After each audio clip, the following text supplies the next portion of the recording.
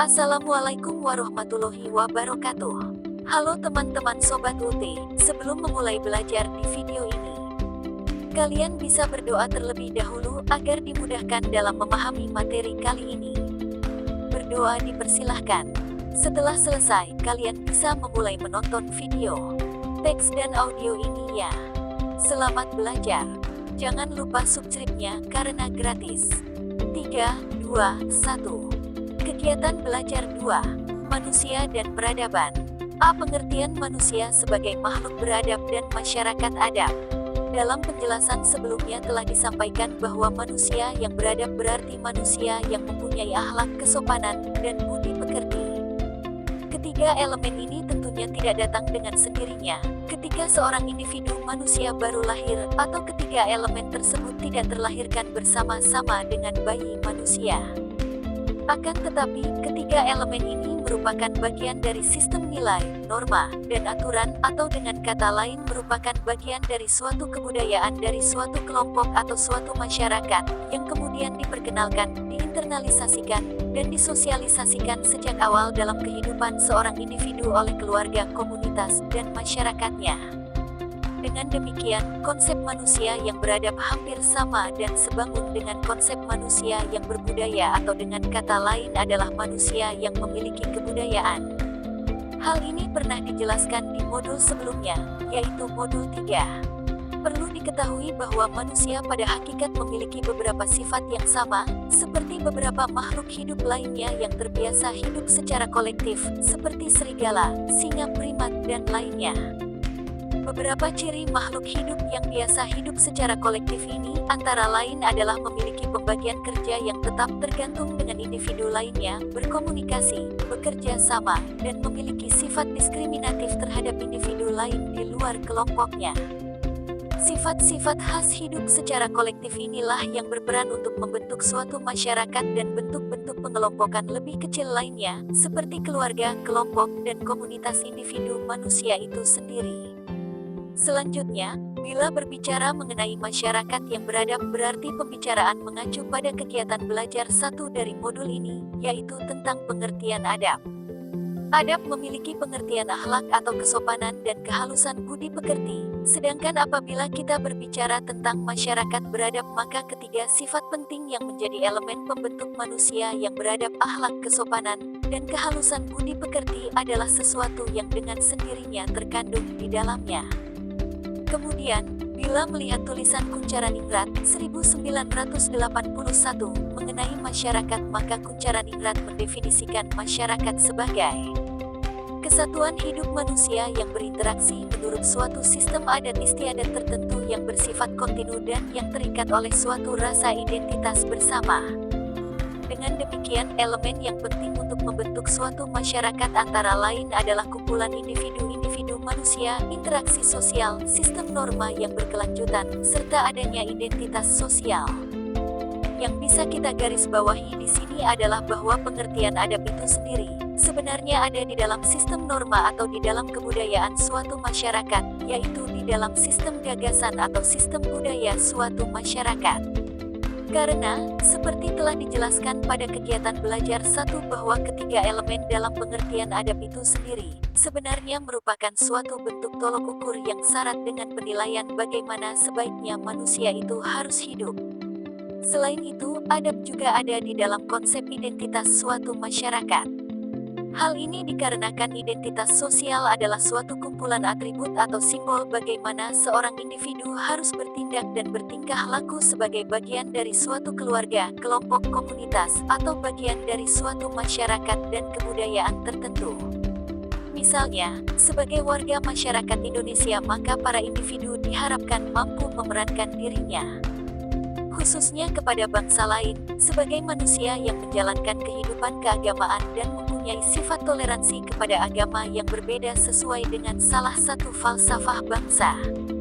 Tetapi, dalam hal yang lebih sederhana, misalnya kita adalah seorang bapak maka dengan sendirinya kita harus menjalankan sejumlah kewajiban kita sebagai seorang ayah, yaitu bekerja, mencari nafkah, dan mendidik anak.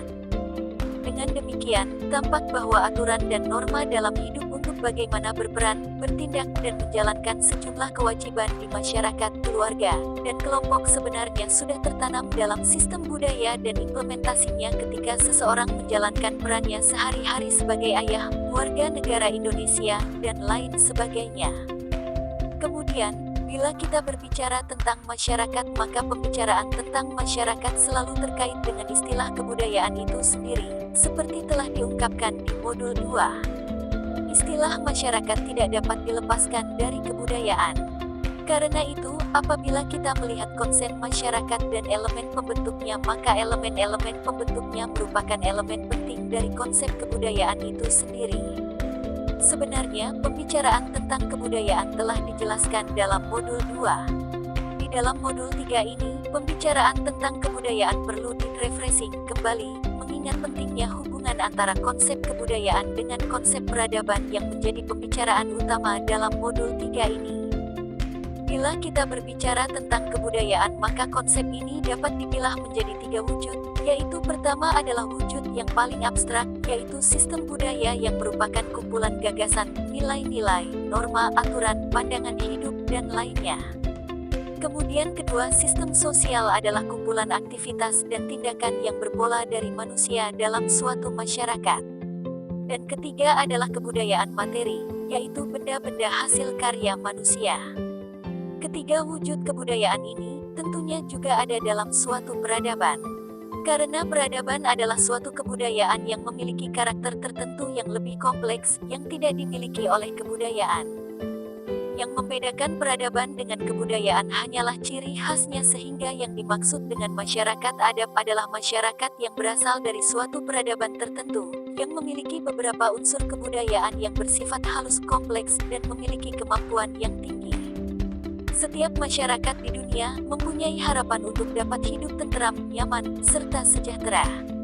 Hal ini adalah suatu kebutuhan hidup manusia yang tidak dapat ditawar dan diharapkan dapat terpenuhi. Dengan demikian, biasanya peradaban-peradaban besar di dunia memiliki suatu mekanisme untuk mendapatkan hidup yang lebih baik. Salah satunya adalah pemimpin yang mereka pilih harus adil, setia, bijaksana, dan bertanggung jawab. Tetapi, kebutuhan ini bersifat universal. Hal ini dapat terlihat dari kepemimpinan dari berbagai tahapan masyarakat. Dalam hal ini, pada sebagian besar masyarakat dunia memiliki pandangan yang sama tentang ciri-ciri ideal dari para pemimpin mereka. Dengan demikian, harapannya adalah bahwa dengan memiliki pemimpin yang memiliki ciri-ciri ideal tersebut, maka diharapkan masyarakat akan memperoleh hidup yang lebih baik dan lebih berkualitas, yaitu damai, tenteram, tenang, dan nyaman. Diskusikan dengan teman-teman Anda, apakah pola hidup masyarakat Indonesia sudah menunjukkan pola kehidupan yang beradab? Jelaskan. B. Masyarakat adab atau madani. Kata masyarakat madani muncul dari terjemahan kata civil society, yang awalnya diterjemahkan sebagai masyarakat sipil, kemudian disebut masyarakat madani atau masyarakat adab. Sebenarnya, konsep ini sudah lama ada dan berasal dari kata society civilise atau political society. Konsep ini sebenarnya menekankan adanya hubungan antara pemerintah dan rakyat, kemudian negara dan masyarakat. Di masa lalu, politik selalu dikaitkan dengan negara, sehingga kemudian muncul konsep civil society sebagai arena bagi warga negara yang aktif dalam politik. Tetapi, dalam kenyataannya konsep ini digunakan lebih luas lagi, yaitu dikaitkan dengan konsep civilization peradaban, dalam hal ini yang berkaitan dengan kualitas suatu masyarakat dan suatu kebudayaan yang ditandai dengan adanya supremasi hukum. Konsep ini menyangkut suatu ruang gerak masyarakat yang berada di luar negara. Di sini, warga negara dapat secara terus-menerus mengembangkan kemandirian di luar institusi negara, yang kemudian merupakan landasan bagi terwujudnya peranata politik formal, seperti partai politik. C. Ketenteraman, ketenangan, dan kenyamanan. Berbicara tentang tenteram, damai, dan tenang pada suatu masyarakat dan kebudayaan atau suatu peradaban tertentu, maka sebenarnya terkait dengan istilah yang disebut sebagai tertib. Salah satu kebutuhan mendasar dari makhluk hidup, termasuk manusia, adalah keamanan. Kondisi aman dapat tercipta apabila tidak terjadi bahaya apapun, baik yang bersumber dari manusia atau makhluk hidup lainnya, ataupun dari kondisi alam. Seperti peperangan, dapat dihindari dengan jalan perdamaian. Sesama manusia selalu mengusahakan upaya tertib dan aman, misal tidak menempati dan mengambil tanah orang lain. Selain itu, istilah ini berkaitan dengan istilah lainnya, yaitu damai, tenteram, dan tenang. Sebenarnya, ketiga istilah ini berkaitan dengan konsep dan mekanisme sistem pengendalian sosial, social control, di dalam masyarakat. Sistem pengendalian sosial di masyarakat sebenarnya sangat erat terkait dengan kebudayaan di masing-masing masyarakat. Sistem pengendalian sosial di masyarakat bersifat internal dan eksternal. Bentuk mekanisme pengendalian sosial yang bersifat internal biasanya sudah terinternalisasi dan tersosialisasi di dalam masyarakat dalam bentuk pola pencegahan, seperti rasa malu atau rasa takut pada hukuman supernatural. Sebaliknya, sistem pengendalian sosial yang bersifat eksternal berbentuk sistem sanksi yang didasarkan pada tindakan yang diambil oleh anggota masyarakat lain terhadap perilaku yang disetujui atau tidak disetujui oleh masyarakat. Selain itu, ada pula sanksi yang berbentuk formal dan dilaksanakan oleh badan politik yang berwenang, yang disebut sebagai hukum. Dengan demikian, dalam menjalankan mekanisme sistem pengendalian sosial di berbagai masyarakat, maka pemeliharaan tata tertib tidak hanya melulu melalui mekanisme hukum saja, tetapi juga melalui mekanisme lainnya, yaitu dalam bentuk kepercayaan dan keyakinan setempat seperti santet dan lainnya. Dengan demikian, individu di dalam masyarakat menjadi takut untuk berbuat salah, misal mengambil istri orang lain, mengambil barang bukan miliknya, dan lainnya. Dari contoh ini, dapat dilihat bahwa ada mekanisme lain dalam masyarakat yang dapat bekerja tanpa sistem hukum formal yang ada. Kesemua mekanisme pengendalian sosial ini membuat anggota masyarakat dipaksa untuk menjalankan hidup sesuai dengan norma dan aturan yang menjadi tertib ada, baik secara tertulis maupun tidak tertulis, sehingga warga menjadi tertib dan memperoleh rasa aman. Dengan demikian, adanya mekanisme pengendalian sosial di masyarakat sebenarnya membawa dampak positif bagi kehidupan bermasyarakat, yaitu keadaan yang tertib, tercipta rasa aman, damai, tenang, dan tenteram di masyarakat. Keadaan dan kondisi nyaman sebenarnya berkorelasi dengan perasa yang aman, damai, tenteram, dan tenang dari individu atau suatu komunitas dalam kehidupan sehari-hari mereka di masyarakat. Warga suatu masyarakat dapat melaksanakan kegiatan keseharian mereka dengan baik, tanpa ada tekanan dari perasaan sesuatu yang menghalangi, seperti perasaan was-was, takut, dan lainnya. Di samping itu, juga dapat menjalankan kegiatan keseharian mereka dengan perasaan puas. Dengan demikian, kenyamanan mungkin dapat diperoleh apabila keadaan sebelumnya diperoleh, yaitu perasaan aman, tenteram, dan tenang. Misal, para penumpang pesawat maskapai di Indonesia tidak pernah akan merasa nyaman apabila mereka tidak merasa yakin mengenai keamanan pesawat yang mereka tumpangi, baik karena teknologi pesawat yang dianggap sudah cukup tua, atau karena penumpang mempunyai pengetahuan bahwa maskapai penerbangan seringkali lengah merawat pesawat mereka. Walaupun di dalam pesawat penumpang diberikan kemewahan sebagai penumpang VIP, misal dengan menu makan yang lengkap dan enak, kualitas tempat duduk penumpang yang sangat baik, pelayanan lainnya yang prima, dengan maksud memberi rasa nyaman ke penumpang, tetapi dalam kasus ini, maksud tersebut sulit untuk tercapai karena permasalahan mendasar, yaitu aman, tenteram, dan tenang belum dapat diperoleh dengan nyata. Dengan demikian, kondisi yang kondusif atau kondisi yang tertib, aman, dan damai di dalam masyarakat dapat terjadi apabila mekanisme dan pengendalian sosial di masyarakat berjalan sesuai dengan yang diharapkan oleh masyarakat. Dalam hal ini, maksudnya mekanisme pengendalian sosial bekerja secara proporsional, baik sistem sanksi yang formal, baik hukum maupun sistem pengendalian sosial yang bersifat internal, yang mampu memberhentikan individu untuk bertindak semau gue, dalam istilah dialek Betawi, yang artinya tidak peduli orang lain. B. Dinamika peradaban global. Berbicara tentang dinamika, berarti kita berbicara tentang perubahan, sedangkan bila melihat perubahan maka perubahan tidak pernah lepas dari gejala modernisasi dan juga globalisasi, yang sudah merupakan arus utama yang bergerak melanda seluruh bangsa di dunia, termasuk Indonesia. 1. Modernisasi. Modernisasi Menurut Kuncharaningrat, 1990 banding 140-141 mempunyai arti usaha untuk hidup sesuai dengan zaman dan konstelasi dunia sekarang. Berdasarkan penjelasan tersebut, maka sebenarnya modernisasi tidak akan datang dan terjadi begitu saja, melainkan harus diusahakan dan diupayakan. Modernisasi merupakan usaha sesuai dengan zaman konstelasi hidup yang berlangsung sekarang atau kehidupan aktual, bahkan antisipasi terhadap perkembangan serta arus kemajuan yang terus berlangsung. Perbuatan dan tindakan yang demikian itu bukan suatu kinerja yang spontan, tanpa kemampuan dan tidak bermutu, melainkan merupakan suatu penampilan yang penuh keyakinan dan percaya diri akan kemajuan dan pembaruan yang wajib dilakukan. Oleh karena itu, hal-hal yang baru dan sedang mengarus dalam kehidupan merupakan masukan yang wajib diolah sesuai dengan kondisi serta tantangan yang menjadi ciri kehidupan dewasa ini. Bila melihat konsep modernisasi, menurut Anthony D. Smith 1973 banding 62, maka tidak berbeda dengan apa yang diungkapkan oleh Kuncharaningrat bahwa modernisasi bukan semata-mata proses yang spontan dan tanpa perencanaan. Modernisasi merupakan proses yang dilandasi oleh seperangkat rencana dan kebijakan yang bertujuan untuk mengubah masyarakat ke arah kehidupan masyarakat yang kontemporer, yang menurut pemikiran para pemimpin lebih maju dalam derajat kehormatan tertentu. Selain itu, modernisasi merupakan proses yang mengangkat kehidupan suasana batin yang lebih baik dan maju daripada kehidupan sebelumnya, dan suasana kehidupan yang serasi dengan kemajuan zaman. Oleh karena itu, pada kehidupan modern tercermin alam pikiran yang rasional, ekonomis, efektif, efisien menuju ke kehidupan yang makin produktif. Suma Atmaja, 2000. Dengan demikian, modernisasi adalah suatu bentuk perubahan sosial yang biasanya terarah serta didasarkan atas perencanaan, social planning.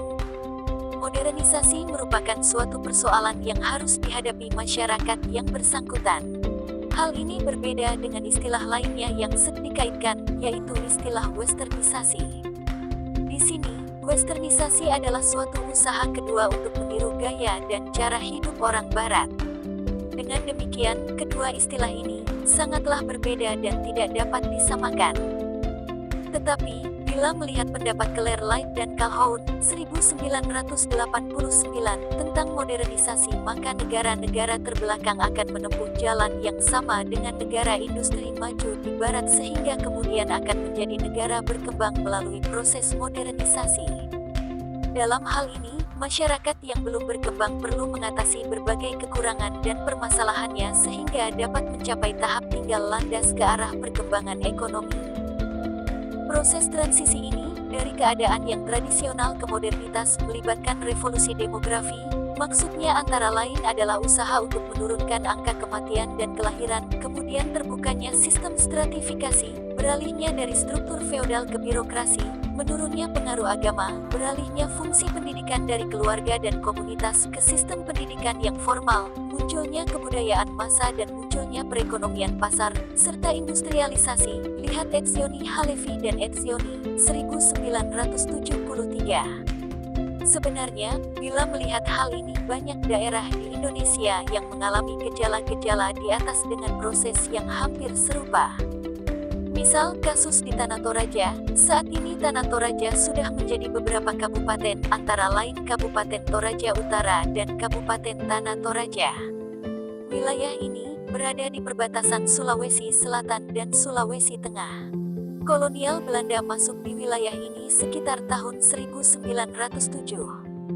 Mereka menyebarkan agama Kristen melalui berbagai upaya peningkatan kehidupan masyarakat, seperti membangun sekolah, membangun sarana untuk kesehatan, dan lainnya. Awalnya, seperti di wilayah lain di Indonesia, masyarakat Toraja juga merupakan masyarakat yang memiliki struktur yang berhierarki, dan dengan demikian hanyalah anak-anak para bangsawan di dalam masyarakat itu yang diperkenankan untuk masuk ke sekolah-sekolah Belanda tersebut.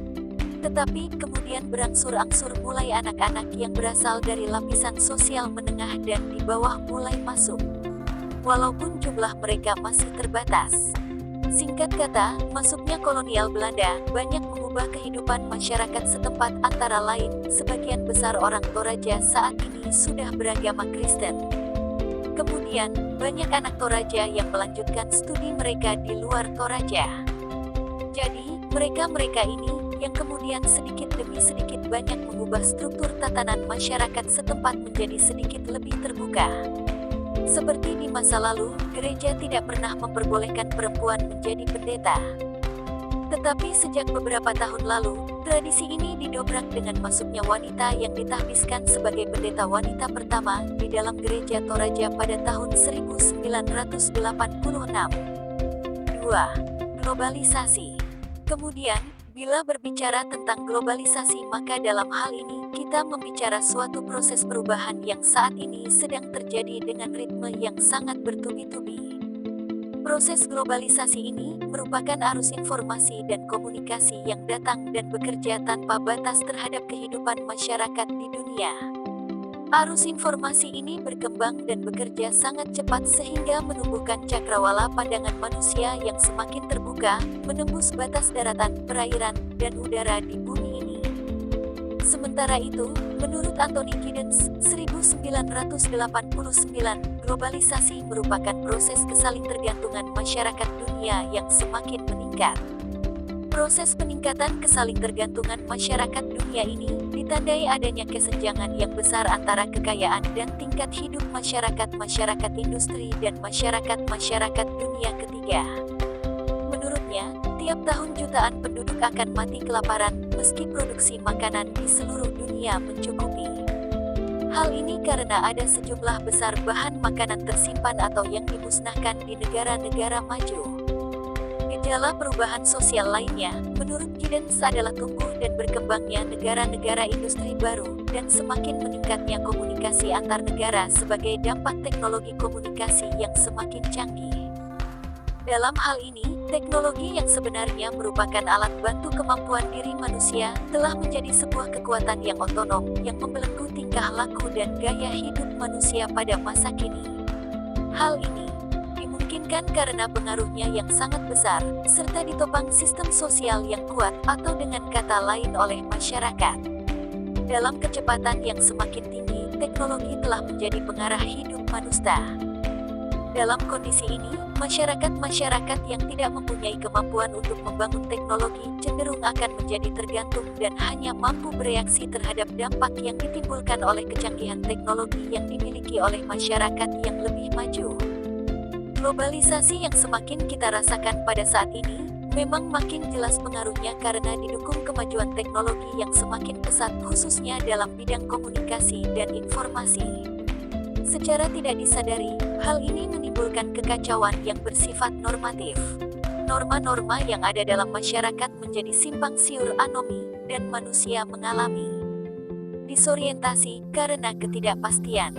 Dalam kondisi semacam ini memungkinkan timbulnya respons dalam bentuk pengaturan-pengaturan baru yang mengubah tingkah laku budaya manusia tanpa menghilangkan esensi nilai yang dimiliki. Misalnya pola tradisi bersilaturahmi dari rumah ke rumah berubah menjadi hubungan jarak jauh melalui telepon. Namun, adopsi norma-norma yang tidak selaras dengan nilai-nilai yang dianut karena ketidakmampuan untuk menolak menimbulkan kecanggungan dalam tingkah laku sehari-hari dan menimbulkan alienasi keterasingan akibat dari tingkah laku yang diadopsi tersebut. Keadaan yang menggejala di seluruh dunia adalah akibat dari pesatnya teknologi yang secara tidak disadari menimbulkan dampak secara global.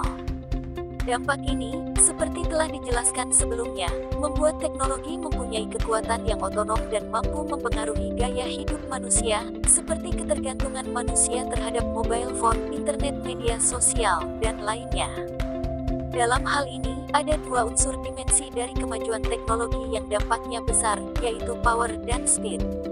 Hal ini terlihat dari contoh di atas, dimanapun manusia berada manusia memiliki kemampuan berkomunikasi dengan cepat. Salah satu dampak globalisasi yang terlihat adalah bahwa masyarakat mengalami anomi. Dalam hal ini adalah adanya kebingungan pada masyarakat untuk menggunakan norma yang mana karena banyaknya norma yang ada, heteronomi. Hal inilah yang kemudian memunculkan kompromi sosial, seperti teknologi celana jeans yang awalnya dibuat untuk para pekerja, tetapi sekarang ini digunakan untuk segala lapisan masyarakat di dunia, di segala okasion, waktu dan kesempatan.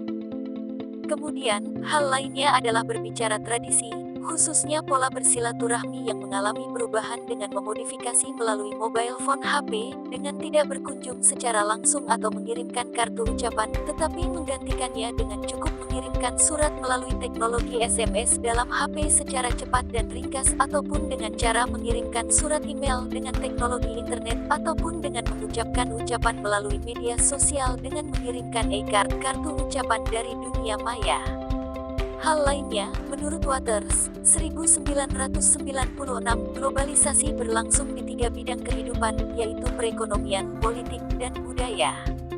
Menurutnya, globalisasi ekonomi berlangsung di bidang perdagangan, produksi, investasi, ideologi organisasi, pasar modal, dan pasar kerja.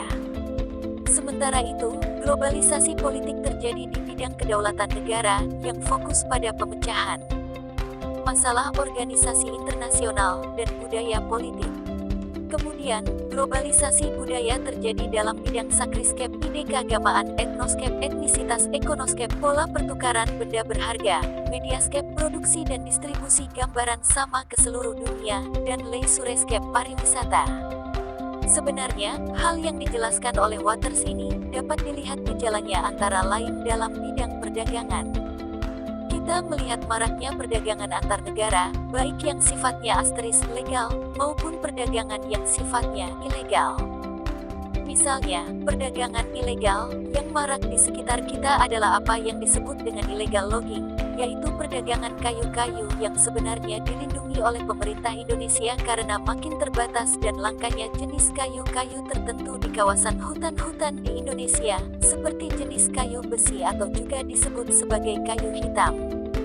Tetapi, jenis kayu-kayu ini tetap diambil secara kasat mata dan diperjualbelikan keluar Indonesia, walaupun dengan jalan kucing-kucingan dengan para petugas.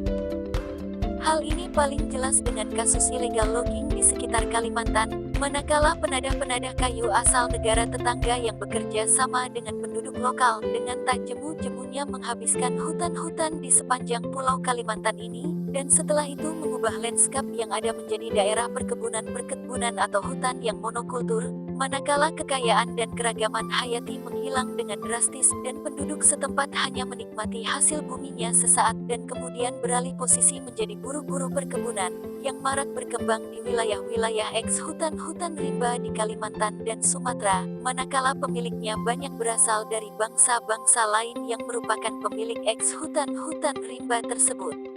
Hal lainnya adalah maraknya perdagangan obat dan narkoba yang berasal dari luar Indonesia ke Indonesia ataupun sebaliknya. Dalam hal ini, sasaran utama adalah generasi muda Indonesia yang masuk seperti pencuri di tengah malam, dan setelah itu bangsa kita kecolongan, hilangnya sejumlah besar pemuda-pemudi menjadi kaki tangan dan juga menjadi mangsa dari perdagangan maut ini. Contoh kasus lainnya adalah maraknya perkembangan kebudayaan transnasional pada generasi muda di sejumlah negara, seperti Cina, Jepang, dan juga Indonesia. Generasi muda saat ini cenderung lebih sadar global daripada sadar nasional, menurut sebuah majalah luar di tahun 2009.36. Dengan demikian, gejala ini merupakan gejala yang muncul di sejumlah negara di dunia sehingga salah satu pemerintah, khususnya di Cina, pemerintahnya merasa sangat khawatir akan memerosotkan nasionalisme bangsa dan negerinya karena banyaknya gagasan baru dari luar, melalui media internet yang marak masuk dan diadopsi oleh para siswa. Coba identifikasi dampak dari proses perubahan yang terjadi dalam proses modernisasi dan globalisasi yang terjadi di masyarakat Anda sendiri. Bagaimana hubungannya dengan proses membangun peradaban Indonesia menurut Anda? Problematika peradaban pada kehidupan manusia Indonesia masa kini.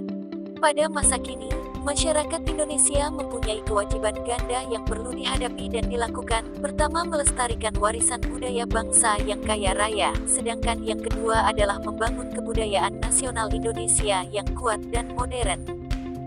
Hasil akhir dari kedua upaya tersebut adalah membangun masyarakat modern yang khas Indonesia, maksudnya adalah masyarakat yang tidak hanya mampu membangun dirinya sederajat dengan bangsa-bangsa lainnya, tetapi juga memiliki ketangguhan untuk menghadapi tantangan, seperti adanya kemerosotan lingkungan hidup akibat dari arus ilmu dan teknologi modern, serta kecenderungan global yang membawa daya tarik yang kuat menuju ke arah pola hidup yang bertentangan dengan nilai-nilai luhur budaya bangsa. Selain itu, kita menyaksikan dunia sekitar kita dilanda arus perubahan besar yang telah dan membuat konsep-konsep lama mengenai tata hubungan antar bangsa menjadi usang, di samping berkembangnya pandangan-pandangan baru. Arus perubahan dan perkembangan ini didorong oleh kemajuan teknologi yang berkembang dengan sangat cepat dalam abad ke-21 ini. Banyak ahli menyimpulkan bahwa suatu era akan segera selesai dilalui, dan segera memasuki era selanjutnya yang baru, yaitu dari era industri menuju era informasi. Proses perubahan yang sekarang sedang berlangsung dikatakan sebagai proses transformasi dari masyarakat industri menuju ke masyarakat informasi, ketika dalam masa ini kehidupan masyarakat dan segala kemajuannya sangat dipengaruhi oleh penguasaan atas informasi.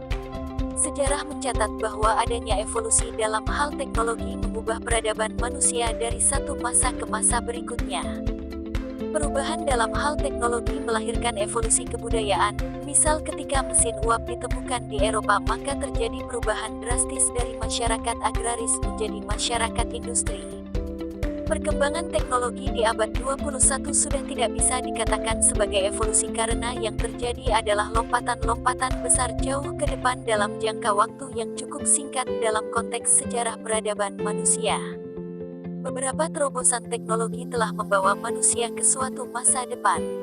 Pada masa kini, yang sedang terjadi adalah perkembangan teknologi informasi dan komunikasi yang ditunjang oleh perkembangan teknologi elektronika dan informatika yang sangat cepat.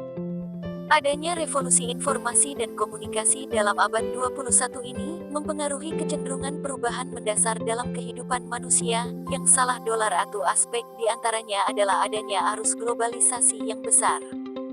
Hal ini seiring dengan adanya perkembangan teknologi informasi dan komunikasi yang membuat dunia menjadi makin sempit, ruang dan waktu menjadi sangat relatif, dan dalam banyak hal batas-batas negara sering menjadi makin kabur, bahkan mulai tidak relevan.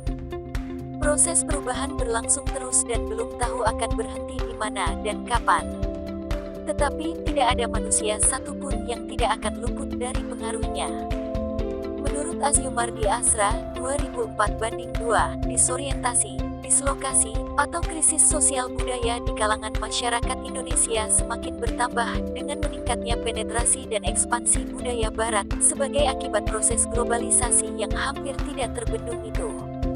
Berbagai ekspresi sosial budaya yang sebenarnya asing dan tidak memiliki basis dan preseden kultural dalam masyarakat kita, semakin menyebar dan memunculkan kecenderungan gaya hidup baru, yang tidak selalu positif dan kondusif bagi kehidupan sosial budaya. Misalnya, makin maraknya budaya serba instan yang menyebarkan pesan permissiveness, kekerasan, dan hedonisme. Hal ini tidak lain, seperti ungkapan Edward Said, merupakan kultural imperialisme kebudayaan, yang menggantikan imperialisme klasik yang terkandung dalam orientalisme.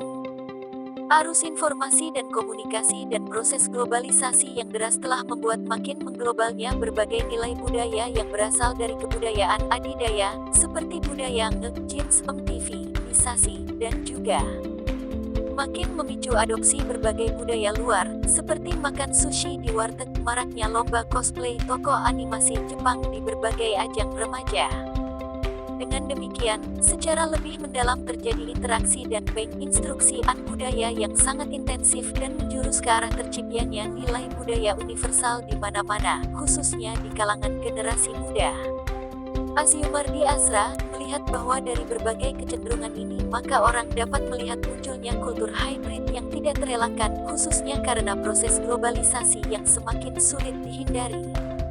Tetapi di sisi lain, kultur hybrid ini yang sumbernya dari dominasi budaya luar, dapat mengakibatkan krisis budaya nasional dan lokal yang lebih jauh. Selain itu, Budaya ini dapat mengakibatkan lenyapnya identitas kultural nasional dan lokal. Hal ini sangat krusial bagi terciptanya integrasi sosial, kultural, dan politik masyarakat dan negara bangsa.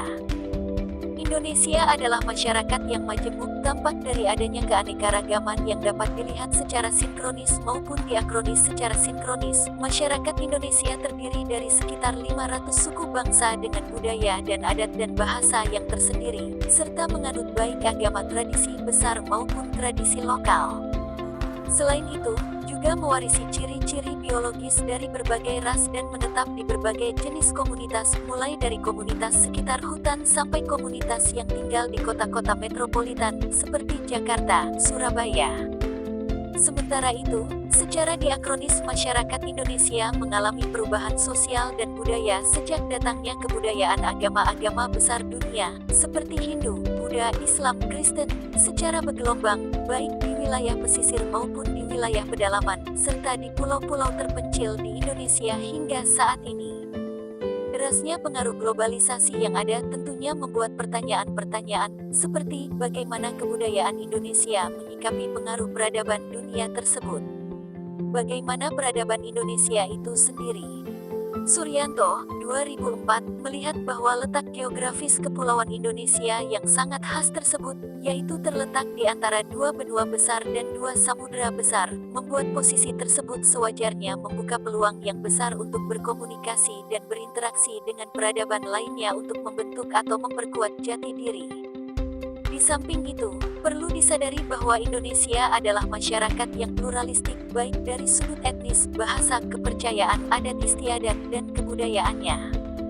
Karena itu, tanggapan masyarakat itu sendiri dalam proses enkulturasi tersebut berjalan secara heterogen karena terjadinya diferensiasi dalam tingkat dan intensitas transformasi sosial tersebut.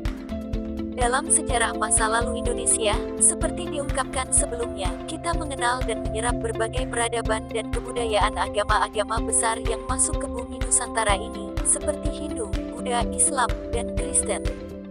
Dalam hal ini yang menarik perhatian adalah bahwa proses penyerapan peradaban dan kebudayaan agama besar tersebut mendorong terjadinya transformasi budaya yang bersifat linear evolutif, sedangkan dalam komunikasi dengan peradaban barat dengan industrialisasinya serta proses modernisasi yang ada terjadi perubahan yang revolutif sifatnya.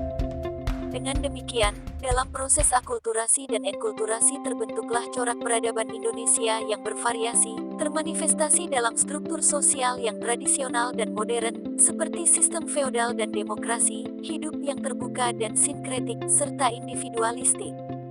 Hal ini juga terlihat pada pola hidup gotong royong yang makin menipis, kemudian makin lama makin berubah menjadi pola-pola kehidupan yang lebih bersifat konsumtif daripada produktif. Hal ini terjadi karena benturan-benturan yang timbul terkait dengan pola hidup yang heterogen sehingga mengakibatkan timbulnya konflik batin dan krisis budaya. Masuknya penjajahan Belanda pada masa lampau ke Indonesia tidak banyak mendorong kemajuan masyarakat Indonesia karena kepentingan Belanda di Indonesia pada saat itu adalah mengambil hasil bumi Indonesia sebanyak-banyaknya dan bukan mengangkat martabat manusia Indonesia dengan memperkenalkan bentuk peradaban baru. Oleh karenanya, pendidikan masyarakat Indonesia yang masih carut-marut bukan tugas utama dalam misi kolonial Belanda ke Indonesia di masa itu. Pembangunan pendidikan oleh pemerintahan kolonial Belanda pada saat itu cenderung untuk menghasilkan orang-orang Indonesia yang terdidik untuk menjaga kelestarian pengelolaan pemerintah kolonial Hindia Belanda menjadi efektif dan efisien. Munculnya kaum priai baru, sebutan ini diambil juga untuk kaum pribumi yang terdidik yang bekerja di kantor pemerintah kolonial Belanda tetapi bukan turunan para bangsawan Jawa, yang juga disebut kaum priai. Di Jawa ini, sebenarnya diarahkan untuk memenuhi kebutuhan pegawai kantor pemerintah kolonial Belanda. Jadi sejauh ini, kepribadian dasar, basic personality structure orang Indonesia pada umumnya dirumuskan sebagai memiliki sikap terbuka, ramah kekeluargaan, suka gotong royong, hidup boros terpaku pada kekinian, dan lainnya. Kesulitan pembentukan peradaban memuncak dalam zaman kemerdekaan. Pokok persoalannya adalah sejauh mana peradaban modern yang masuk bisa membawa perbaikan dan kemajuan bagi masyarakat dengan proses yang tertib dan kontinu. Akar problematika yang dirasakan sejak tahun 30-an adalah cerminan dalam polemik kebudayaan yang terjadi di masa itu, yang pertanyaannya adalah apakah pengembangan peradaban modern itu tidak identik dengan proses westernisasi. Selain itu, juga tentang perumusan kebudayaan nasional itu sendiri di masa itu yang Kanada hari ini mengalami polemik kebudayaan yang berkepanjangan, serta merupakan pekerjaan rumah bersama. Hal ini pun juga terlihat pada masa sidang BPUPKI mengenai pertanyaan Rajiman Widyodiningrat tentang landasan negara republik yang akan didirikan. Dalam hal ini, Supomo menjawab dengan mengemukakan konsen negara sebagai hasil perpaduan antara persepsi tradisional dengan persepsi modern, yaitu negara integralistik. Selain itu, Bung Karno mengemukakan 5 prinsip yang kemudian disebut sebagai Pancasila dan merupakan inti hakiki dari makna peradaban Indonesia yang kemudian dituangkan sebagai pedoman ideologis ke dalam UUD 45. Dalam hal ini, Bung Karno melihat bahwa nilai fundamental yang sewajarnya dijadikan lodestar bagi kehidupan bangsa perlu diwujudkan secara konkret dalam peradaban Indonesia. Dengan demikian, berdasarkan motivasi politik itulah langkah strategis yang pertama dilakukan adalah membangun nasional dan karakter building bangsa Indonesia. Tetapi, kebijakan strategis itu tidak berlanjut karena adanya perubahan kepemimpinan nasional dari Presiden Soekarno ke Presiden Soeharto. Dalam hal ini, pemimpin yang baru mengambil kebijakan yang berbeda, yaitu prioritas pada pembangunan ekonomi. Dengan demikian, proses peradaban yang belum mantap itu dengan kondisi kebijakan yang berubah menimbulkan implikasi, seperti membanjirnya peradaban material yang tidak tertampung dalam struktur mental yang seharusnya menjadi basis dan sumber kekuatan budaya yang membuat basic personality structure yang dimiliki melemah. Dengan demikian, krisis multidimensional yang tidak dapat diatasi menunjukkan bahwa kondisi peradaban Indonesia semata-mata bertumpu pada bentuk-bentuk eksternal dan tidak didukung oleh kekuatan dari dalam. Reformasi yang maksudnya untuk menjalankan koreksi total dengan meluruskan peradaban yang sedang terkena krisis ternyata tidak berdaya sama sekali. Dalam hal ini, terjadi euforia kebebasan yang sewenang-wenang, oportunisme, hipokrisi, pragmatisme, dan materialisme. Di sini terlihat peradaban Indonesia terlihat makin dangkal dan makin menurun kualitasnya. Menurut Anda, bagaimana seharusnya bangsa Indonesia merespons proses globalisasi yang tidak dapat dibendung lagi? Dan bagaimana upaya kita membangun peradaban, apakah memungkinkan atau bagaimana? Jelaskan. Kegiatan belajar selanjutnya Modul 4 Makhluk sebagai Individu dan Makhluk Sosial. Kegiatan belajar 1 akan dibahas di video selanjutnya. Terima kasih telah menonton video pembelajaran ini. Semoga dapat bermanfaat membantu menemani belajar modul buku materi pokok Universitas Terbuka. Wassalamualaikum warahmatullahi wabarakatuh. See you in next video.